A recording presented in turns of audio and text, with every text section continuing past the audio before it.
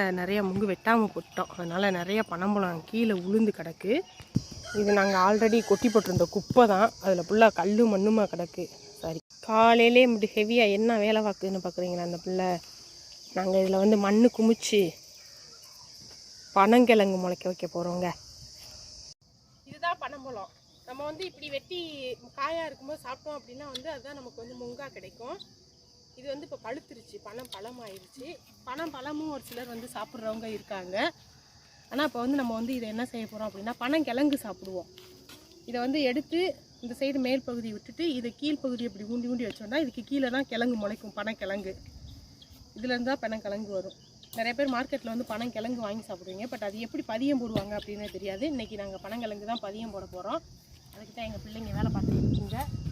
மண்ணெல்லாம் குமிச்சு அதுக்கு மேலே முளைக்க வச்சோம் அப்படின்னா அந்த கிழங்கு வந்து பிடுங்குறதுக்கு ஈஸியாக இருக்கும். அதனால தான் மண்ணை குமிச்சு போடுறோம். அப்படி இல்லாட்டி கிழங்கு வந்து கீழே ஆழமாக போயிடும்.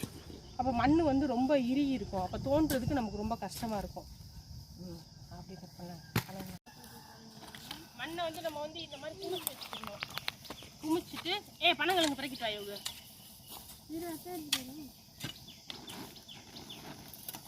சும்மா 4-5 கையில் கூட எடுத்துக்குவா. இது ஆல்ரெடி வந்து நாங்கள் இங்கே நாங்களாம் தேய்ச்சிட்டு வரும்போதே குமிச்சு போட்டுருக்கோம். இது 10வது தான் அந்த மண்ணுகளை வந்து அள்ளி போட்டு குமிச்சிட்ருக்கோம்.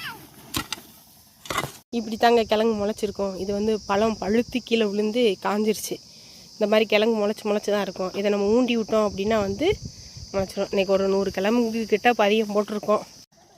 இதை இப்படி நம்ம அடுக்கி வச்சுட்டு இதுக்கு மேலே லைட்டாக மண் போட்டு விட்ருவோம். மண் போட்டுட்டு ஒரு வாரத்துக்கு ஒரு தடவை லைட்டாக தண்ணி தொளிச்சா போதும். மழை பெஞ்சிச்சுன்னா நம்ம அதுவுமே தண்ணியும் தொளிக்க தேவையில்லை. இது கீழே ஃபுல்லாக கிழங்கு ஃபுல்லாக முளைச்சி போயிடும். அப்போ நம்ம தோண்டும் போது இப்படி தோண்டி எடுத்தோம்னா ஈஸியாக அப்படி கைட்டே நம்ம பறிச்சுக்கலாம். அதுக்கு தான் மண் போட்டு இந்த கிழங்கு முளைக்க வைக்கிறதுங்க. 2 பேர் சேர்ந்து இருப்போமா? 1 2 3 அவ்வளோதான். இவ்வளோ பெரிய கல் பொழிஞ்சு கிடக்கு. அப்படியே அந்த சைடு இருக்க மண்ணை ஃபுல்லாக அள்ளி இந்த சைடு போடு. இருடா, மண்ணு போட்டுக்கிறோம். ஆர்வ கலர் மண்டையா எல்லாம் நாங்கள் தோண்டி போட்டுருவோம். இது கீழே பார்த்தோம்னா கிழங்குனா நாராக இருக்கும்.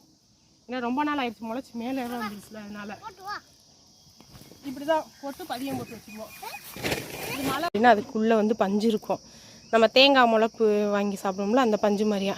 இதை வெட்டு நம்ம தேங்காய் பஞ்சு மாதிரியாக இருக்கும். எடி யோகு அவ்வளோதான் இருக்கும். மொத்தமே அவ்வளோதான் இருக்கும்.